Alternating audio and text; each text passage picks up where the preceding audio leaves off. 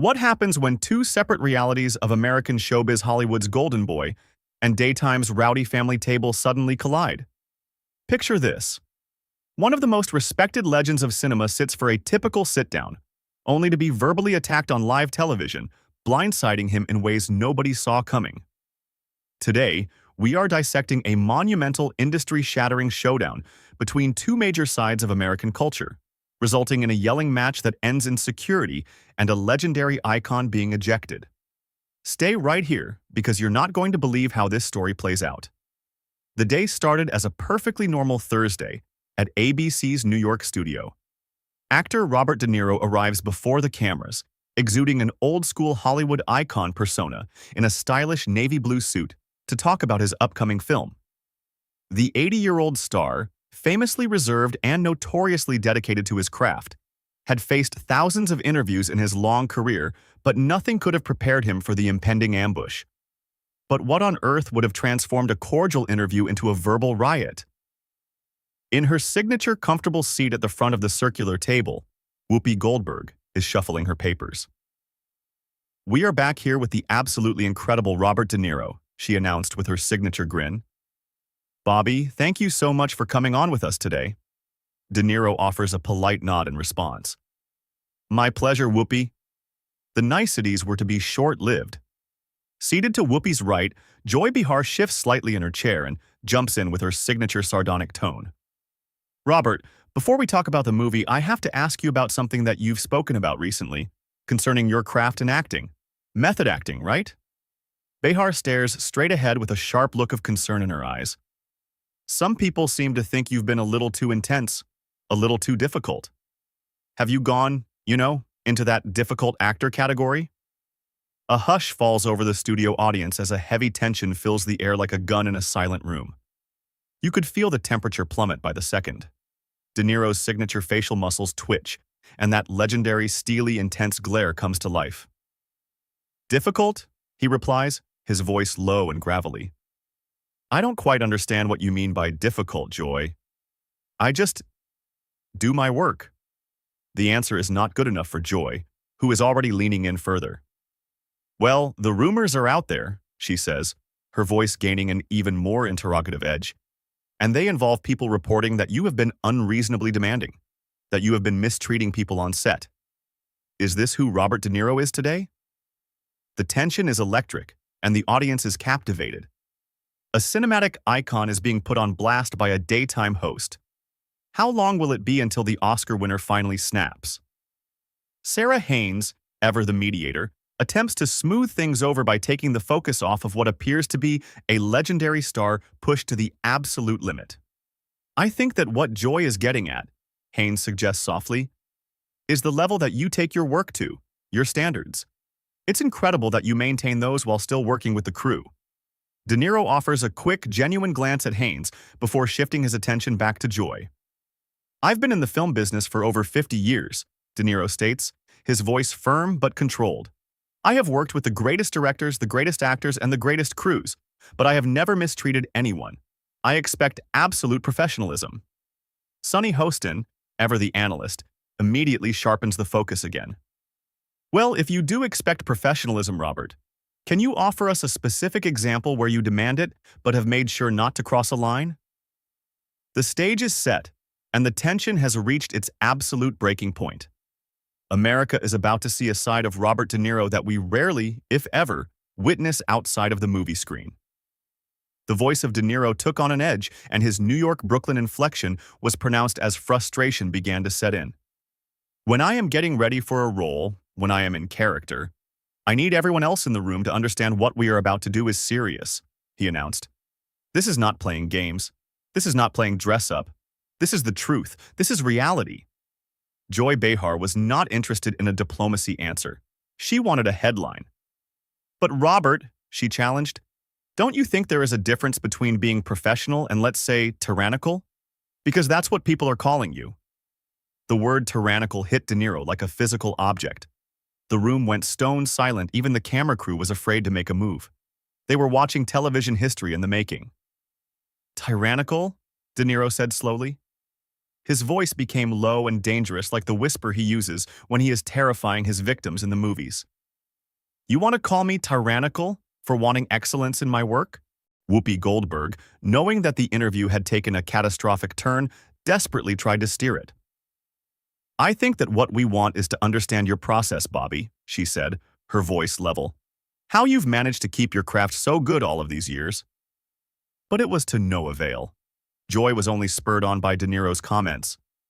I am just saying what the people are thinking, Robert, she insisted. You have a reputation now for being mean, difficult, and in the opinions of some, abusive to those who don't hold your unattainable standards. The room was so quiet that you could hear a pin drop. Were her statements true or was it a deliberate ambush? Alyssa Farah Griffin appeared visibly uncomfortable with her gaze glued to her notes, while Anna Navarro, the first to break the ice with a joke, appeared to be in shock and frozen. De Niro leaned back, glaring at Joy with the chilling intensity with which he stares down Travis Bickle. You know what, Joy? De Niro said, narrowing his eyes. I think that you're confusing being demanding with being mean.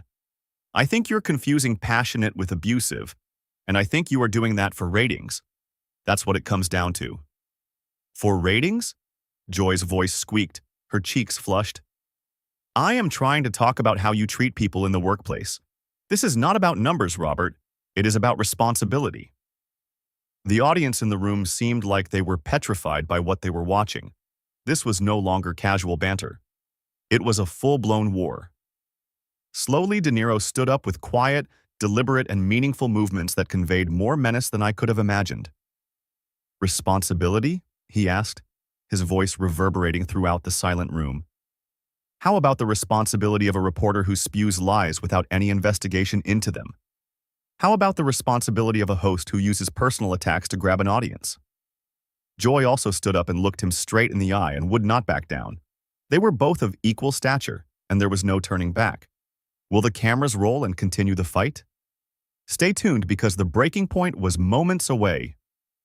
Nobody snuck up on you, Robert, Joy shot back, her voice resonating with a fervor that traveled up into the rafters.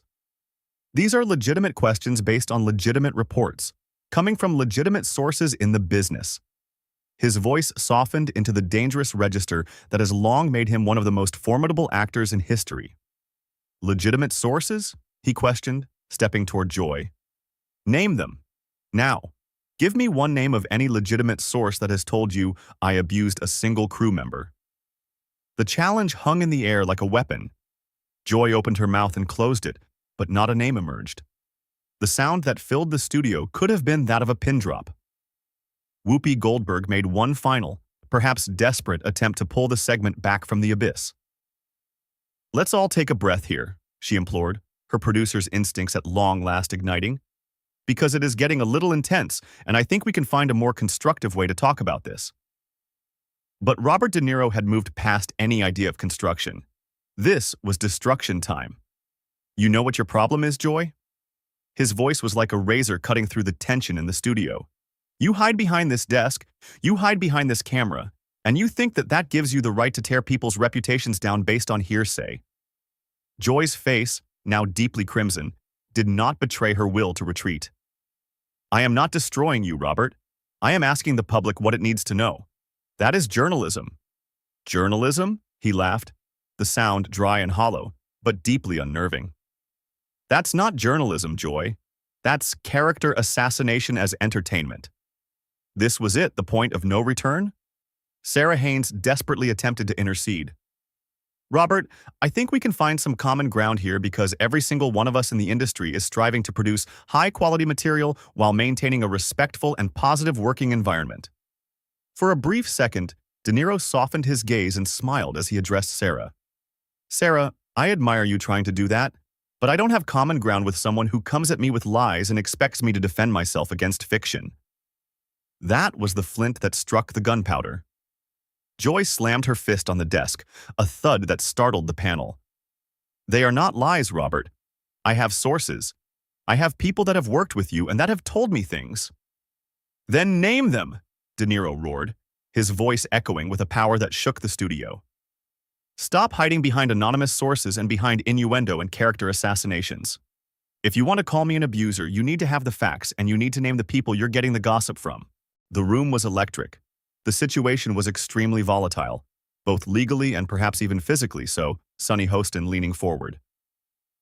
Robert, she said, with the practiced calm of a courtroom lawyer, what Joy is saying is simply that there has been some chatter out there in the industry and you are here on The View today, and she wants to give you the opportunity to address whatever it is that you would like to address.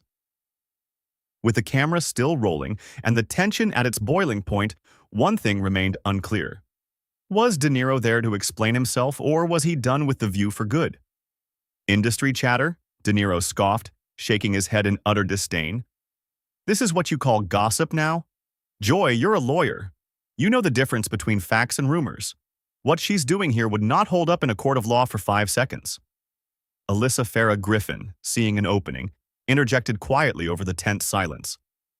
Robert, maybe we can talk about your new film instead? I hear you're working with some amazing young actors. The legendary actor remained firmly focused on his target and was not to be deterred. No, Alyssa, we're not moving on until Joy explains to me and to this audience where the hell she got this idea that I'm an abuser and who these sources were. Joy's eyes darted around the table in search of an escape route, but all she met was an uncomfortable wall of silence.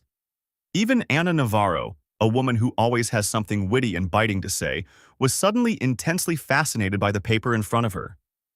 I am not obligated to reveal my sources, Robert, Joy began, her voice cracking just a tiny bit with what sounded like a pang of panic. That's not how journalism works.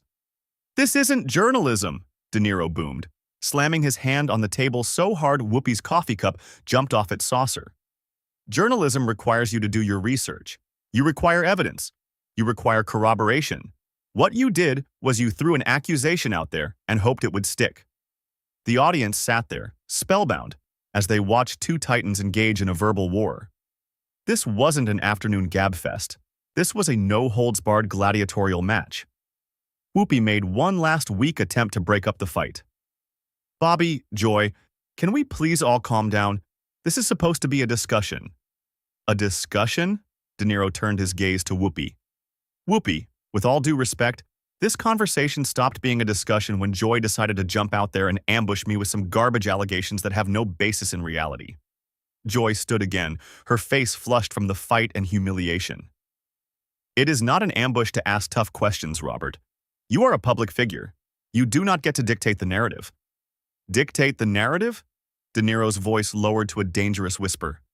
I'm not dictating a narrative, Joy. I am defending my reputation against someone who thinks it's okay to make up stories about other people and destroy their livelihoods with them. The tension was so thick that it felt like it could be cut with a knife. Sarah Haynes, her face pale and her eyes wide, meekly said, I think maybe we should go to commercial break. But the train wreck was still moving full speed ahead. De Niro rose and stood directly over the panel, his sheer presence seeming to engulf the entire studio. You want to know about me, Joy? I show up prepared. I know my lines. I know my character. I put every fiber of my being into the work that I do. I expect the same from everyone who works with me. Is it just De Niro's temper being revealed, or is he trying to spin a story to make himself look good? Or are the allegations that Joy made true? The camera was still on, and so was the world. I know that script cold, De Niro said, his tone firm yet dripping with power. I expect the same of everyone I work with because that's how it has to be done. If that's not to your liking, if it makes me a diva in your eyes, then so be it. But Joy Behar was already in over her head and grasping at any straw she could find. Well, what about all the reports of you screaming at people? She retaliated. The stories of you making people cry on set? What reports? De Niro challenged, stepping closer. What stories? Name one example. Name one specific person. Just one. Please, Joy. The silence in the room was deafening. Joy's mouth went from opening to closing as if she were trying to breathe underwater.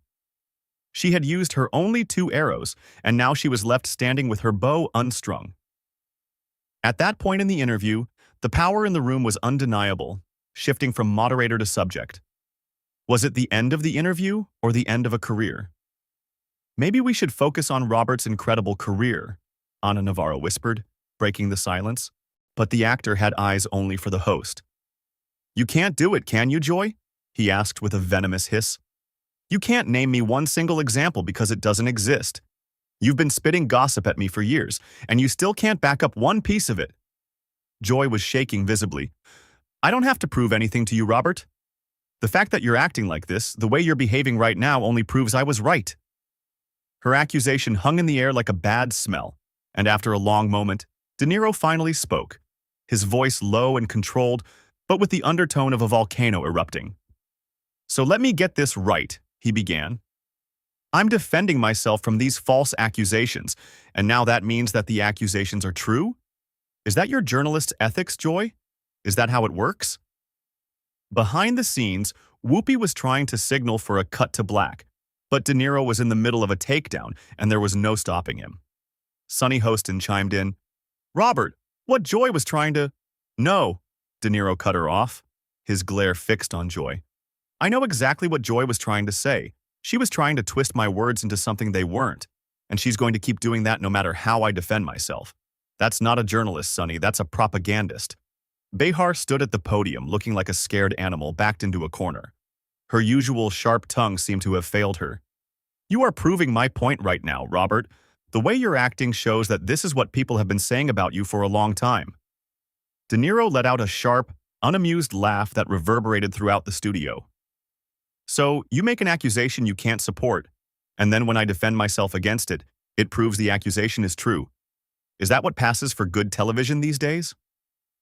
The room was tense, the air thick with unspoken thoughts, and as the tension in the studio grew, Robert De Niro prepared to make his next move, the next chapter in this epic interview about to unfold on air. To be continued. Oh, that is some fancy-pants circular logic there, said De Niro, his tone sharp with sarcasm. Alyssa Farah Griffin, looking the picture of mortification, almost certainly wished she hadn't joined the panel, offering in a small voice, maybe we should all take a step back. There was no taking a step back, not at this point. No stepping back, boomed De Niro, his laser gaze fixed on Joy, who looked as though she wanted the earth to swallow her whole.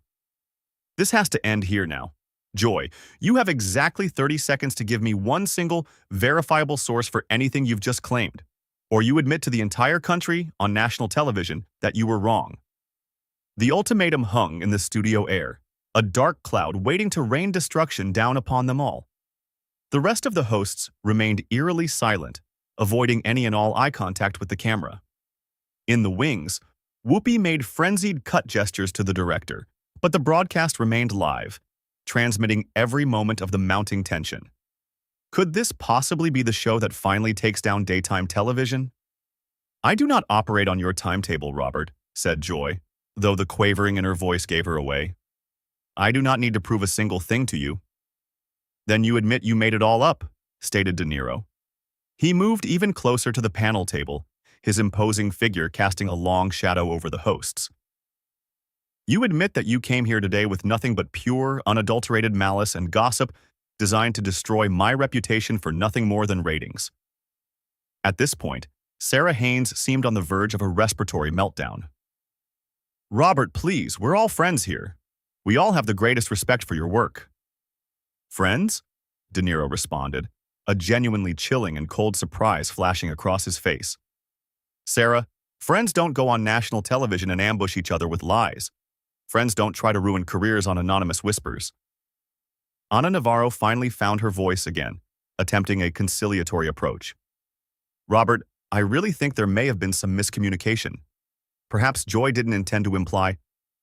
Oh, she intended every single thing she said, De Niro snapped, turning his attention back to Joy with ferocity. Didn't you? You came in here today to take me down. You thought because you're sitting behind that desk shielded by all these cameras that you could get away with it. Joy's face was a deep, burning crimson, her composure now a volatile mixture of rage and public shame. I was simply doing my job, Robert. I was asking the questions that needed to be asked. Your job? De Niro bellowed, his voice echoing through the studio. Your job is to spread unverified rumor and destroy people's reputations based on idle gossip? If that is your job, then you have no business being in this profession. The tension in the studio was almost unbearable, as Sonny Hostin tried to steer the conversation toward a more judicial context. Robert, I believe we're dealing here with a fundamental disagreement regarding journalistic integrity and— No, Sonny, De Niro interrupted her with a sharp tone. We are dealing with someone who believed she could get away with character assassination because she assumed I wouldn't fight back. Well, guess what, Joy? I am fighting back. The audience was held spellbound in breathless silence, watching what may have been the most explosive interview segment in The View's entire history. Cornered and desperate, Joy tried one last attempt to maintain a semblance of moral superiority. You know what, Robert? She retorted, her voice laced with anger. I think your reaction here today perfectly illustrates exactly who you are. You cannot be questioned. You cannot be criticized. But facing off against a man who has played the most dangerous characters in the world, was this enough to save her? Watch the next minute closely because what is about to unfold is guaranteed to blow the roof off the studio. And of course, you can't handle a strong woman who's not afraid to hold you to account. Joy's last statement landed on De Niro like a physical blow.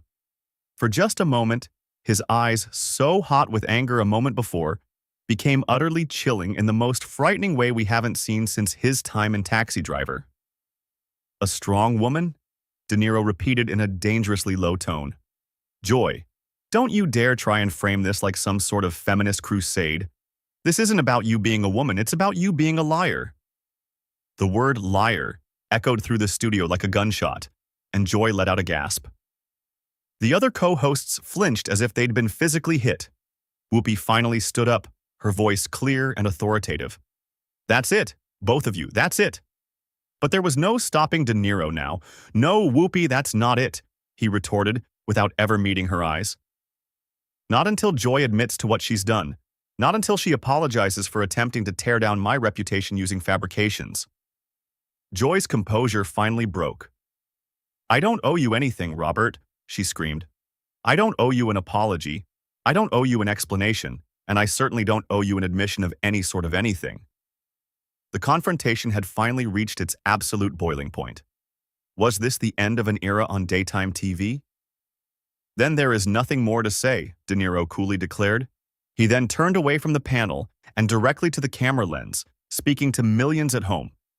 Ladies and gentlemen, you've just witnessed the epitome of what has become an epidemic in our media. Someone hurls an accusation, provides not one shred of evidence, and when challenged, plays the victim, painting the one person they've accused of a lie as the villain. Joy was beyond reasonable now. Get him off the show, she shrieked off to the wings. Security, get him off. Two security guards hurried over, both of them appearing somewhat afraid to touch a cinematic legend. De Niro smiled at them amusedly. It's fine, gentlemen, he said in a steady tone. I was on my way out anyway. I have said what I came to say. The chaos on the table exploded instantly. Alyssa Farah Griffin dissolved into tears, visibly upset by the toxicity. Sarah Haynes looked as if she might pass out, and Anna Navarro's head was down, immobile. As De Niro adjusted his jacket, he turned back one last time to look Joy directly in the eyes. Do you know the difference between me and you, Joy? I act out destroyed characters. You think you're real when you destroy them. But let me tell you something, the audience knows the difference. They always do. Get off. Get off. Joy screamed back in a mix of fury and public embarrassment. De Niro turned and gave Whoopi a nod of what seemed to be genuine respect. Whoopi, you're the one who tried to keep a level head. I appreciate that. As for the rest of you, he said, looking down the table, perhaps you'll think twice next time before you let someone ambush a guest with nothing more than whispers. The security guards followed De Niro toward the exit, but he hardly looked like a man being thrown off the show. He carried himself with the same quiet, unshakable dignity he always had on screen. But now he wasn't playing anyone, and The View would never feel quite the same again.